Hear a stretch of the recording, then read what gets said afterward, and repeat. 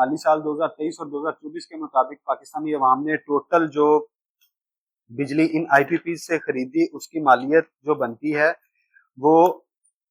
3,260 अरब रुपए बनती है नेपरा के मुताबिक, जो पाकिस्तान में बिजली की तफसील का वाहिद सबसे बड़ा अदारा कंसीडर किया जाता है। उस पे कैपेसिटी पेमेंट जो